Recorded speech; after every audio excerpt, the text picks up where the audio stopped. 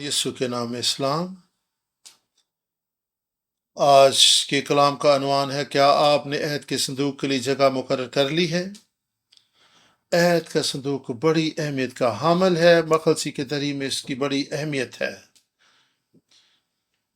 یہ اس قدر اہم ہے کہ خدا کی ہیکل بنی اسرائیل کے درمیان نامکمل تھی،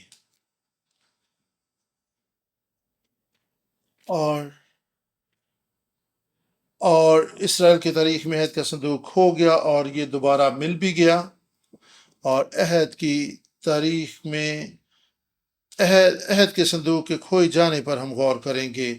1445 قبل مسیح میں موسیٰ نے خیمہ اجتماع کھڑا کیا، اور پھر 1102 قبل مسیح میں افق کے لوگوں کے ساتھ جنگ، اور 1002 قبل مسیح عہد کا صندوق واپس آیا۔ 959 قبل مسیح میں سولمن کی ہیکل تعمیر ہوئی اور عہد کا صندوق واپس آیا،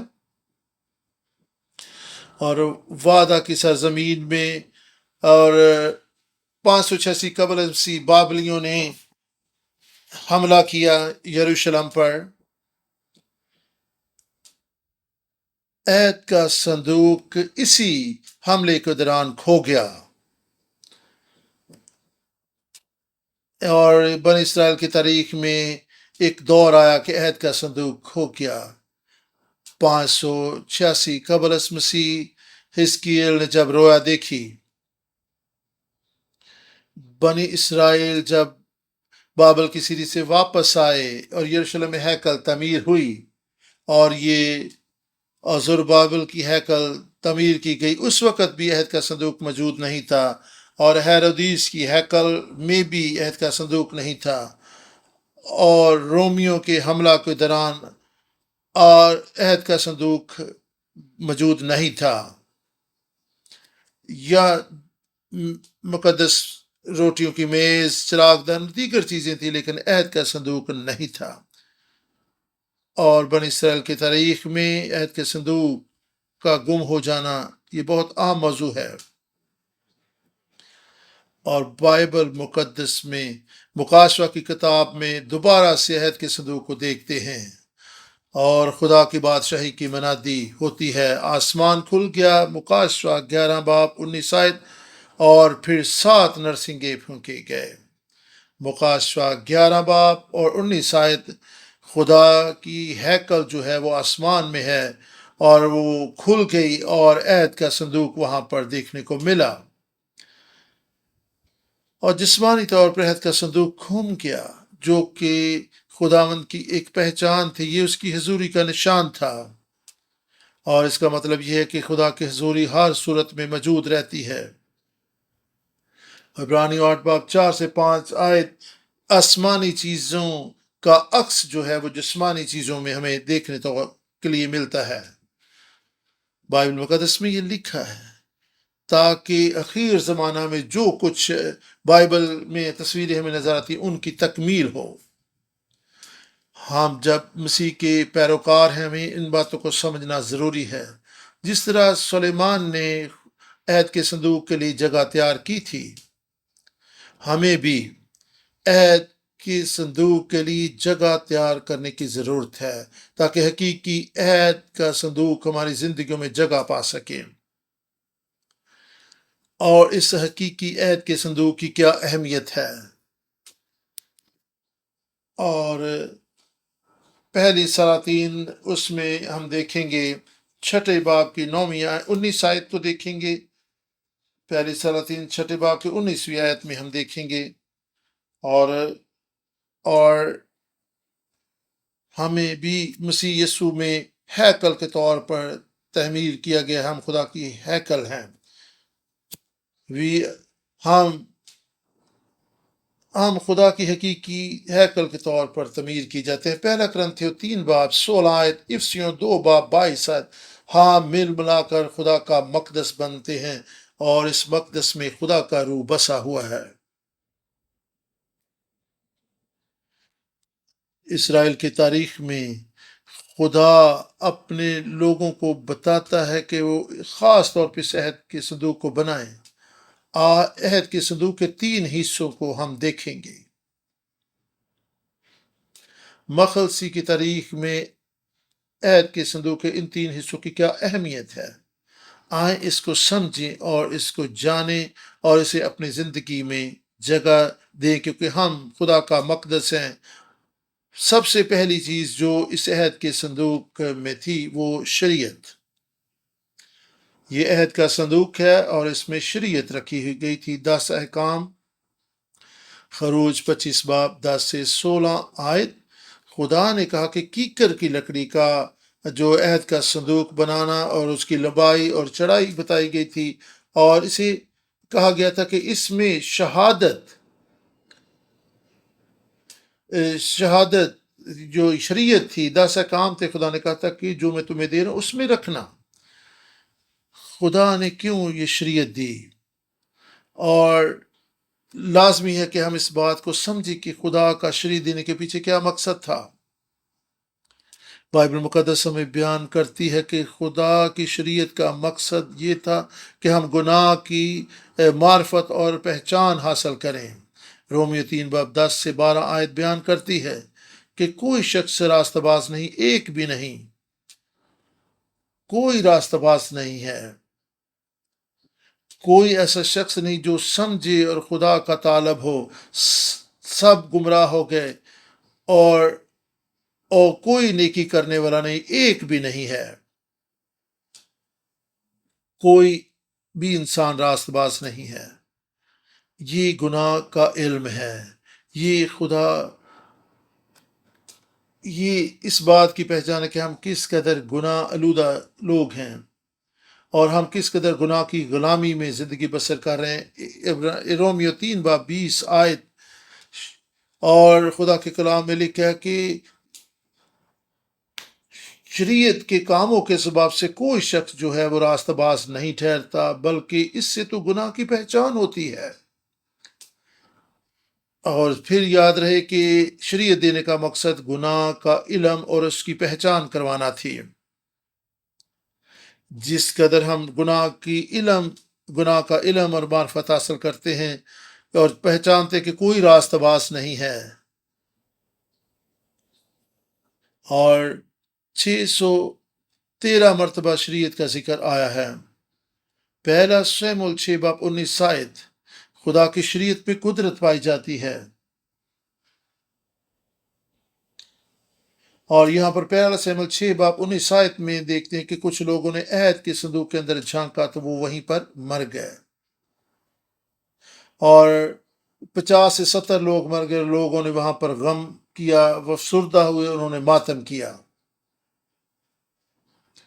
کیونکہ لوگ پہچانتے نہیں تھے کہ یہ عہد کا صندوق ہے۔ ان کے نزدیک تو محض ایک ڈبہ ہوگا، لیکن اس میں خدا کی حضوری تھی، خدا کی شریعت تھی۔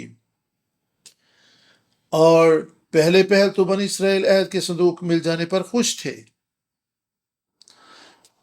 اور انہوں نے جب شریعت اور عہد کے صندوق کو کھول کر شریعت کو دیکھا تو خدا نے 50 سے 70 لوگوں کو وہی مار دیا۔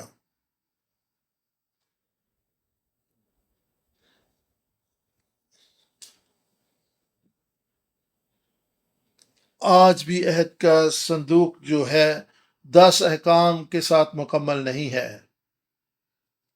جب ہماری زندگی میں عہد کا صندوق ہوتا ہے، یعنی جب خدا کا کلام ہمیں مل جاتا ہے، تو یہ اتنا ہی کافی نہیں کہ عہد کا صندوق مکمل ہو جاتا ہے۔ کیوں؟ کیونکہ ہر شخص جو ہے وہ نا امید ہے، اور ہر شخص جو ہے وہ خدا کے کلام کی نافرمانی کرتا ہے اور بے راہ روی کی زندگی بسر کرتا ہے۔ یہ خدا کا رحم و ترس ہے کہ اس نے عہد کے صندوق میں ایک اور چیز بھی رکھی ہے، اور دوسری چیز عہد کے صندوق میں تھی سرپوش۔ عہد کا صندوق بیان کرتا ہے خدا شریعت کے مطابق ہماری عدالت نہیں کرے گا، ہاللیلویہ، کیونکہ وہ رحم و ترس سے بھرا ہوا ہے۔ اور خدا یہ کہہ رہا ہے کہ مجھے پتہ ہے کہ تم ناکام ہو، تم کمزور ہو، اس لیے میں تمہاری عدالت شریعت کے مطابق نہیں کروں گا، بلکہ مرسی سیٹ یعنی اپنے رحم اور ترس سے اب تمہاری عدالت کروں گا۔ خدا اس عہد کے صندوق کو آپ دیکھ سکتے کہ کروبیوں کے پروں سے اس کو ڈھانپے ہوئے ہے۔ خدا کے 10 احکام کے خلاف جو گناہ ہیں، جو ناراستی ہے، یہ وہ گناہ بھی جو ہمارے آباء و اجداد سے چلے آ رہے ہیں، ہماری سرشت میں شامل ہیں۔ ہر طرح کی ناراستی اور نافرمانی جو خدا کے 10 احکام کے خلاف ہے، خدا اس کو ڈھانپتا ہے، اور یہ کفارے کا مقام ہے۔ اور سرپوش کو آپ کفارے کا مقام بھی کہہ سکتے ہیں، اور اس کے لیے عبرانی لفظ استعمال ہوا ہے کپورٹ روٹ کا، اور اس کا ماخذ جو ہے وہ کیپر ہے۔ اس کا مطلب ہے ڈھانپنا، چھپا لے لینا۔ اور خدا کی حضوری ہمارے گناہوں کو چھپاتی ہے، اور خدا کی معافی ہمیں ملتی ہے۔ خدا نے پورے طور پر ہمارے گناہوں کو ڈھانپ لیا ہے۔ غلطیوں 3 باب 22 آیت میں لکھا ہے، اور خدا کے کلام میں لکھا کہ شریعت نے ہر ایک شخص کو گناہ کے تابع کر دیا، تاکہ ہم مسیح یسوع پر ایمان لانے کے سبب سے جو مسیح یسوع پر ایمان لاتے ہیں ان کے گناہ معاف ہو سکیں، تاکہ مسیح یسوع میں جو وعدے ایمان سے کیے گئے ہیں ہم ان وعدوں کو ایمان سے قبول کر سکیں۔ غلطیوں 3 باب 22 آیت۔ مسیح کی محبت ہماری تمام ناراضگیوں کو ڈھانپ دیتی ہے۔ پہلا پطرس 4 باب 8 آیت میں لکھا ہے، اور محبت جو ہے بہت سے گناہوں پر پردہ ڈالتی ہے۔ کپار یہ عبرانی زبان میں ایک زبردست لفظ ہے جو ڈھانپنے کو، چھپانے کو ظاہر کرتا ہے، اور خدا کی شریعت کو ماننے میں جو ناکامی ہے وہ اس کو ڈھانپ لیتی ہے۔ رومیو 3 باب 25 آیت میں لکھا ہے، اور مسیح کے خون کے وسیلہ سے کفارہ بخش قربانی دی گئی ہے، اور ایمان سے اس قربانی کو قبول کرنے سے ہماری ناراضگیاں معاف ہوتی ہیں، ہم خدا کے حضور راست باز ٹھہرتے ہیں، کیونکہ خدا نے تحمل کیا اور ہمارے گناہوں کو معاف کیا۔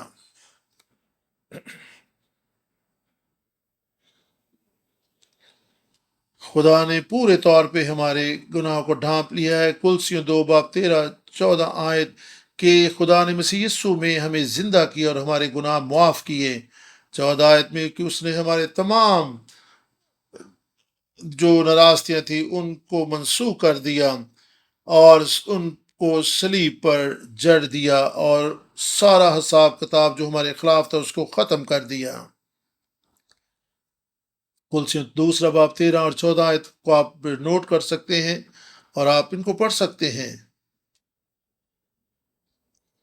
جس قدر ہمارے گناہ زیادہ ہوئے اور جس قدر ہم اس گناہ کی پہچان ہوتی گئی، اسی قدر خدا نے ہم پر رحم اور ترس کیا، اور مسیح یسوع کے وسیلے سے اتنا ہی بڑا فضل ہم پر کیا۔ رومیو 5 باب 20 آیت میں لکھا ہے، اور شریعت اس لیے تاکہ ہماری ناراضگیوں میں اضافہ ہو، یعنی کہ ہم مسیح گناہ کی پہچان کو زیادہ سے زیادہ حاصل کریں، اور جب گناہ بڑھتا گیا، ہم کو گناہ کی پہچان ہوتی گئی، تو پھر خدا کا فضل بھی اسی قدر بڑھتا چلا گیا۔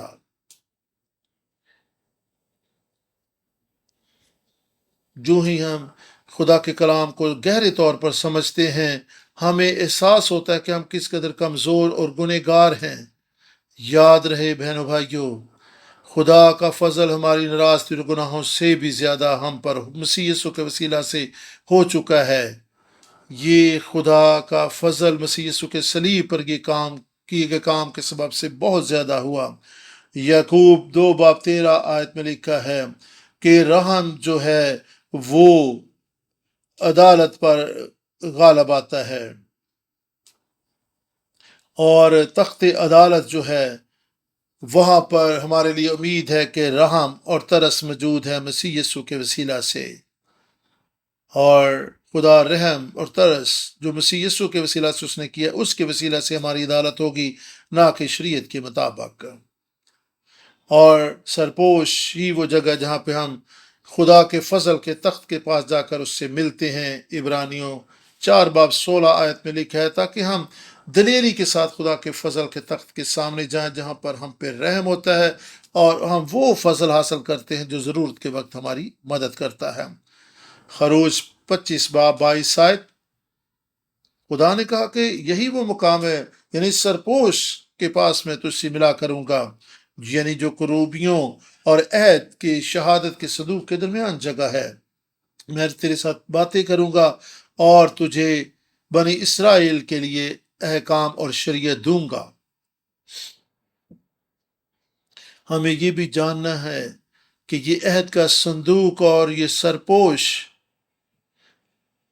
مکمل نہیں ہے، کیونکہ خدا کی حضوری ہی نے آ کر اس کو مکمل کرنا تھا۔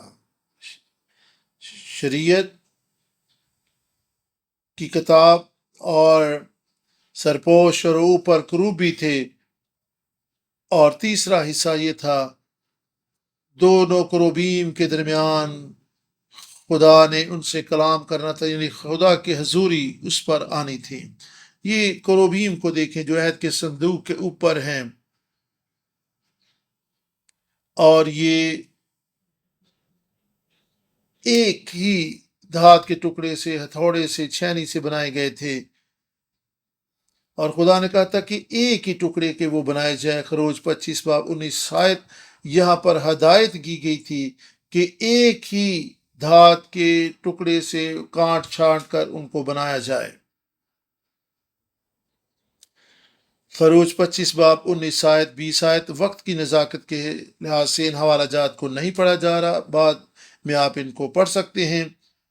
اور خدا نے واضح بتا دیا تھا کہ سرپوش کے اوپر جو ہیں 2 کروبی ہوں گے، اور وہ ان کے پر جو ہیں وہ ایک دوسرے کے ساتھ جڑے ہوں گے، اور وہ عہد کے صندوق کو، سرپوش کو ڈھانپے ہوں گے۔ کروبیم کے بغیر یہ عہد کا صندوق جو نامکمل تھا، اور یہ کروبی اگر نہ ہوتے، سرپوش نہ ہوتا، تو ہم خدا کی آواز نہیں سن سکتے تھے۔ گنتی 7:8-9 جب موسیٰ جو ہے وہ خدا سے ملاقات کے لیے گیا، اس نے خدا کی آواز کو سنا، اور سرپوش کے درمیان سے خدا نے اس سے کلام کیا، اور خدا نے اس سے باتیں کی، اور یہ عہد کا صندوق مکمل ہمیں یہاں پہ نظر آ رہا ہے، اور اس کو ڈھانپا گیا ہے ڈھکن سے، اور یہ اوپر سرپوش ہے، اور اس کے اوپر 2 کروبی ہیں، اور ان کو سرپوش سے الگ نہیں کیا جا سکتا تھا، کیونکہ جہاں پر خدا کی حضوری آتی تھی۔ عہد کا صندوق جو ہے مسیح یسوع کی عکاسی ہے، یہ آنے والے مسیح کی تصویر ہے، وہ ایمانویل ہے، جس کا مطلب ہے خدا ہمارے ساتھ ہے۔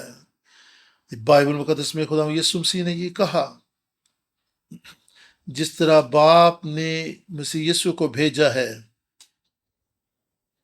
اور یسوع نے ہمیں بھیجا ہے اس دنیا میں ہم جائیں۔ یوحنا 17:18،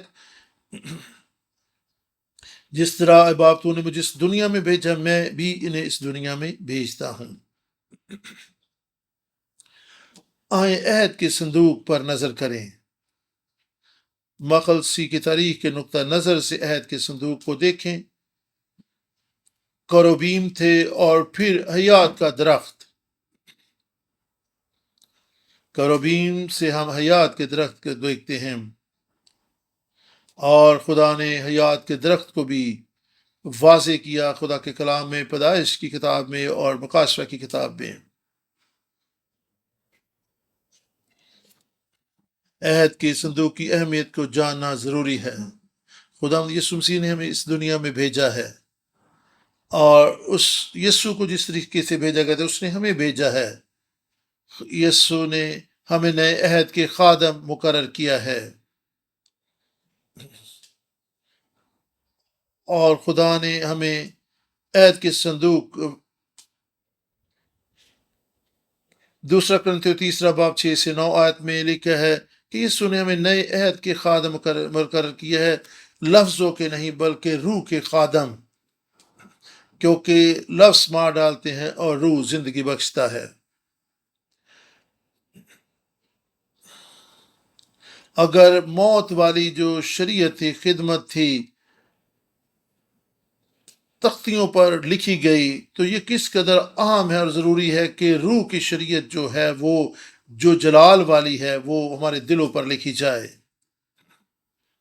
اگر مجرم ٹھہرانے والی شریعت جو ہے وہ اس قدر اہم تھی، تو راست باز ٹھہرانے والی شریعت جو ہے وہ کس قدر جلالی اور عظیم ہے۔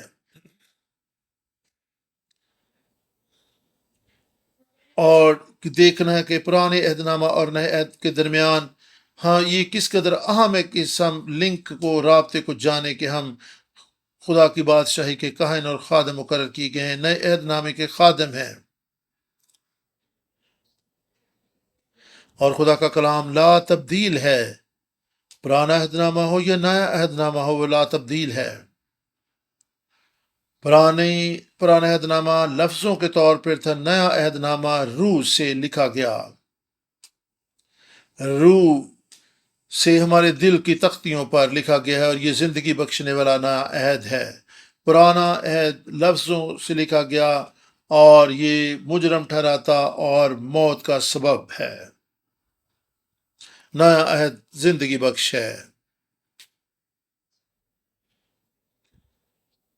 پرانا عہد موت کا باعث تھا، نیا عہد روح کے وسیلہ سے قائم ہوا اور یہ زندگی بخشتا ہے اور ہمیں راست باز ٹھہراتا ہے۔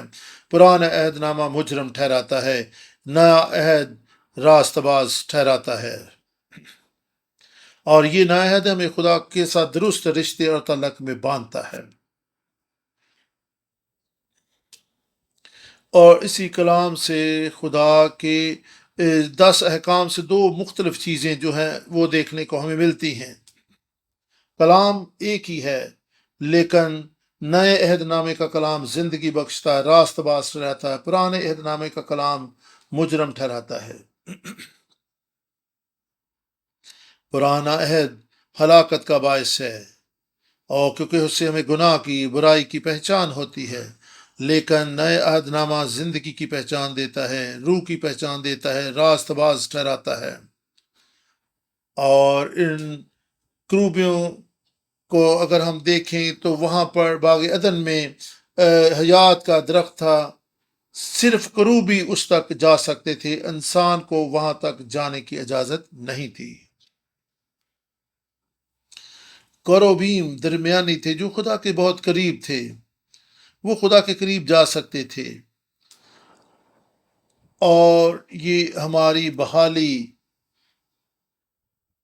کو بیان کرتے کس طریقے سے آدم گناہ میں گر گیا اور کس طرح خدا اور اس کے درمیان جدائی پیدا ہو گئی۔ پیدائش 3 باب 24ویں آیت میں لکھا کہ خدا نے آدم کو گناہ کے بعد باغ سے نکال دیا اور اسے مشرق کی طرف خدا نے کروبیم مقرر کیے تاکہ وہ حیات کے درخت کی جو ہے وہ حفاظت کریں، اور ان کروبیوں کے ہاتھوں میں شولہ زن تلواریں تھیں۔ پیدائش 3 باب 24 آیت، آپ اس حوالہ کو بعد میں پڑھ سکتے ہیں۔ پیدائش 2 باب 15 آیت، پھر خدا نے انسان کو لیا اور اسے باغ عدن میں رکھا تاکہ وہ اس کی گلہ بانی اور نگہبانی کر سکے۔ گلہ بانی کے لیے، نگہبانی کے لیے شمر لفظ استعمال ہوا جو کہ عبرانی زبان کا لفظ ہے۔ باغ عدن میں کیا تھا؟ اور پیدائش 2 باب 9 آیت، خدا نے وہاں پر ہر طرح کی جو سبزی ہے، درخت ہے، اس کو اگایا، اور ہر چیز جو دیکھنے میں خوشنما تھی، اور وہاں پر زندگی کا درخت بھی تھا۔ پیدائش کی کتاب 3 باب 5 آیت میں شیطان سانپ کی صورت میں ظاہر ہوتا ہے، اور اس نے کہا کہ خدا جانتا ہے کہ جس دن تم اسے کھاؤ گے تمہاری آنکھیں کھل جائیں گی اور تم نیکی اور بدی کی پہچان کرنے والے بن جاؤ گے۔ سب کچھ ٹھیک تھا، لیکن ایک اور خدا سے ہٹ کر ایک اور کلام آیا جو ابلیس کی طرف سے تھا، اور پھر ساری صورتحال بدل گئی۔ آدم کے ساتھ کیا ہوا جب اس نے ممنوع درخت کا پھل کھا لیا؟ جب اس نے نیکی اور بدی کی پہچان والے درخت سے کھا لی تو کیا ہوا؟ اس پیدائش 3:10 میں لکھا ہے کہ جب اس نے پھل کھا لیا وہ خوف زدہ ہوا، اس کو احساس ہوا کیونکہ وہ ننگا ہے، اور اس نے اپنے آپ کو خدا کی نظر سے چھپایا۔ اور پھر خدا نے کہا، کس نے تجھے بتایا کہ تو ننگا ہے؟ کیا تم نے اس درخت میں سے کھا لی جس کے تعلق سے میں نے تجھے منع کیا تھا کہ اس میں سے نہ کھانا؟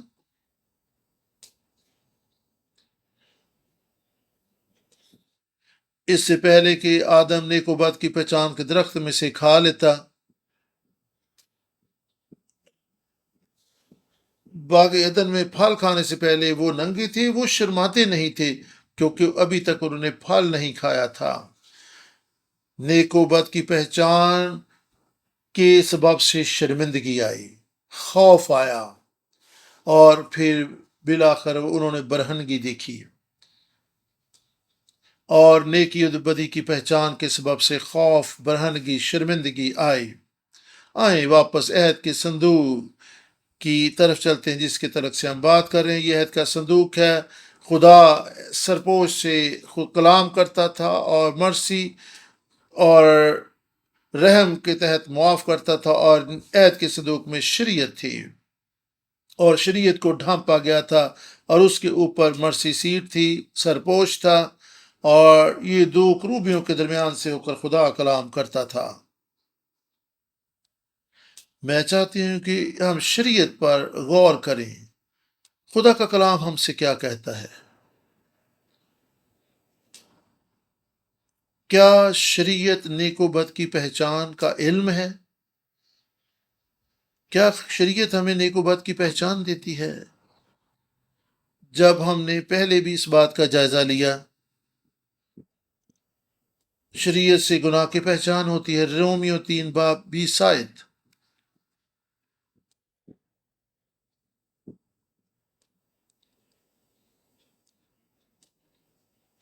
ہمیں خدا کی کلام میں سے دیکھنا ہوگا کہ گناہ کی پہچان کیا ہے۔ ہم اپنے طور سے نہیں کہہ سکتے کہ یہ بدی ہے اور یہ نیکی ہے۔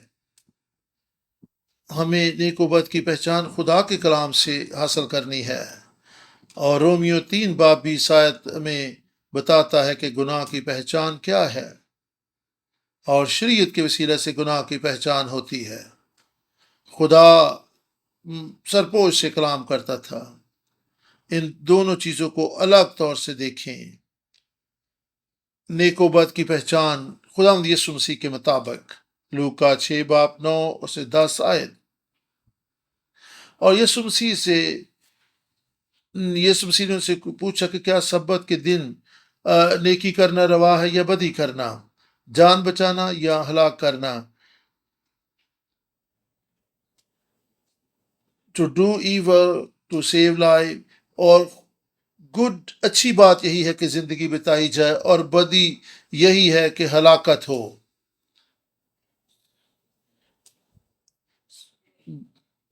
نیکی اور بدی کی پہچان جو ہے وہ عدالت نہیں ہے۔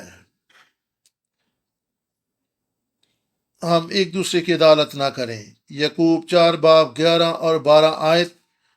ہم ایک دوسرے کی بدگوئی نہ کریں۔ آئے بھائیوں کو، جو کوئی اپنے بھائی کی عدالت کرتا ہے اور اس کی بدگوئی کرتا ہے وہ شریعت کے خلاف بات کرتا ہے۔ تو اس کا مطلب یہ ہے کہ آپ شریعت کی عدالت کر رہے ہیں۔ اگر آپ شریعت کی عدالت کرتے ہیں تو آپ شریعت پر عمل کرنے والے نہیں بلکہ اس کی عدالت کرنے والے ہوئے۔ 12ویں آیت میں اگر آپ دیکھیں تو وہاں پہ لکھا ہے کہ عدالت کرنے والا اور شریعت دینے والا تو ایک ہی ہے، اور وہی ہے جو بچانے کی اور ہلاک کرنے کی قدرت رکھتا ہے۔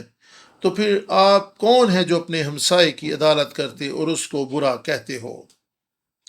ہم کون ہیں کہ ہم کسی کی عدالت کریں؟ لازم ہے کہ ہم خدا کے کلام کو مد نظر رکھیں اور اس کے مطابق ہی کلام کریں اور بولیں۔ معافی جو ہے ابلیس کو مات دینے والی بات ہے، اور یہ خدا کے کلام کے وسیلہ سے، مسیح یسوع کے صلیب پر کی گئے کام کے وسیلہ سے حاصل ہوتی ہے۔ جب آپ کسی شخص کو معاف کرتے ہیں تو میں نے بھی اسے معاف کیا، اور جب میں کسی شخص کو معاف کرتا ہوں تو پھر میں نے مسیح کے اختیار کو جو ہے وہ مد نظر رکھا۔ ابلیس ہے جو کبھی نہیں چاہتا کہ ہم دوسروں کو معاف کریں، وہ نہیں چاہتا، وہ ہوشیار ہے اور مکار ہے، وہ نہیں چاہتا کہ ہم اس کے برے منصوبوں کو سمجھیں اور اس سے واقف ہوں، لیکن ہمیں جاننا اور سمجھنا ہے۔ عہد کا صندوق ہمیں بتاتا ہے کہ یہ ہمارے ایمان کا ایک اہم حصہ ہے۔ ہمیں عہد کے صندوق کو سمجھنا ہے، ہمیں خدا کے کلام سے کیا کرنا ہے، اور ہمیں عاجزی اور فروتنی اختیار کرنی ہے۔ ہمیں کلام کے بغیر محسوس کرنا کہ ہم ناتوانا ہیں، ہم بے قوت ہیں، ہم خطرے میں ہیں، ہم غیر محفوظ ہیں۔ ہمیں مسیح یسوع کے وسیلہ سے حاصل شدہ معافی کو جاننا اور سمجھنا ہے، کیونکہ مسیح یسوع کے وسیلہ سے ہمارے تمام گناہ، ناپاکیاں، کمزوریاں ڈھانپی جاتی ہیں، اور مسیح یسوع کا صلیب پر کیے گا کام جو ہے وہ اس بات کی ضمانت ہے کہ خدا نے سارا کچھ جو وہ ڈھانپ دیا ہے، اور خدا کی حضوری کے سبب سے سب کچھ ڈھانپ دیا گیا ہے۔ بائبل مقدس بیان کرتی ہے کہ ہمیں خدا کے ساتھ ایک ہونا ہے۔ یسوع جو ایمانویل ہے، وہ ہمارے ساتھ ہے، اور ہمیں اس کے ساتھ سکونت کرنی ہے۔ میکا 6:8 میں اور خدا کے کلام میں لکھا ہے کہ انسان کو بتایا نہیں گیا کیا کہ نیکی کیا ہے اور بدی کیا ہے۔ خدا انسان سے صرف یہ چاہتا ہے کہ وہ انصاف، محبت اور رحم و ترس کو اپنی زندگی کا حصہ بنائے اور اس کے مطابق چلے۔ یہی خدا کا تقاضا ہے۔ میکا 6:8 آپ بعد میں پڑھ لیجیے گا۔ پہلا تواریخ 13:6، زبور 18 اور 10 کو بھی آپ بعد میں کوربیم کے تعلق سے پڑھ سکتے ہیں، اور یہاں پر دیکھ سکتے ہیں کہ کروبیوں کے پروں نے سرپوش کو ڈھانپ رکھا ہے۔ عہد کے صندوق کے اوپر ہیں یہ، اور یہ خدا کے صندوق کی عہد کے صندوق کی اہمیت ہے۔ ہمیں ہی عہد کے صندوق کی حقیقی صورت اختیار کرنی ہے۔ پہلی تواریخ 13:6، زبور 18-10 میں آپ کروبیوں کی صورت اور شبیہ کو جانچ سکتے ہیں، دیکھ سکتے ہیں۔ ہمیں مسیح یسوع کے ہم شکل بننا ہے تاکہ ہم مل ملا کر خدا کا مقدس بن جائیں، تاکہ ہم خدا کے عہد کے صندوق کو اپنی زندگی میں لے سکیں، اپنے گھرانوں، اپنی کلیسیا، اپنی قوم میں، اپنی کلیسیا میں عہد کے صندوق کو مرکزی حیثیت دے سکیں۔ خداوند آج کے کلام کے وسیلہ سے آپ سب کو برکت دے، اور آپ عہد کے صندوق کی اہمیت کو سمجھیں اور جانیں۔ آئیں ہم دعا کریں۔ خداوند آسمانی باپ، تیرا شکر ہو کہ تو نے ہمیں برکت دی تاکہ ہم تیرے کلام کو عہد کے صندوق کے تعلق سے سیکھ سکیں۔ خداوند ہم دعا کرتے ہیں کہ جو کلام ہم نے سیکھا ہے ہماری زندگیوں، ذہنوں، دلوں میں بیٹھ جائے، اور ہمیں فروتن اور حلیم ہونے کا فضل دے، اور خدا ہم جانیں کہ ہم گنہگار ہیں، صرف مسیح یسوع کا خون ہمیں پاک اور راستہ باز ٹھہراتا ہے۔ ہم عہد کے صندوق کے سبب سے، سرپوش اور رحم کے سبب سے ہی خدا معاف کیے جاتے ہیں۔ ہماری کوئی راستہ بازی نہیں۔ بخش دے کہ ہم عہد کے صندوق مسیح یسوع پر خداوند اپنی نظریں جمائے رہیں، جس کے وسیلہ سے ہمارے گناہ معاف ہوتے ہیں۔ خدا ہم تیرے لیے حقیقی مقدس بن جائیں، تاکہ حقیقی تعلق اور رشتہ تیرے ساتھ بحال ہو سکے۔ خداوند ہم کبھی تجھ سے جدا نہ ہوں بلکہ تیری آواز سننے والے بن سکیں، عہد کے صندوق کے پاس، تیرے فضل کے تخت کے پاس دلیری سے آنے والے بن سکیں۔ خدا ہم تیری حضوری میں ٹھہرے رہنے والے بن جائیں، تجھ میں تیرے لیے زندہ رہنے والے بن جائیں۔ خدا ہم تیری خوشنودی کا باعث ہو، ہمارا طرز زندگی تجھے سر بلند کرے، تیرے رحم اور ترس اور فضل کو ہم گہرے طور پر پہچان سکیں، تیرے لیے پاک زندگی بسر کر سکیں۔ خداوند تیرے فضل، تیری محبت، ترس، شفقت اور اس موقع کے لیے تیرا شکر ہو۔ خداوند یسوع ناصری کے نام سے آمین۔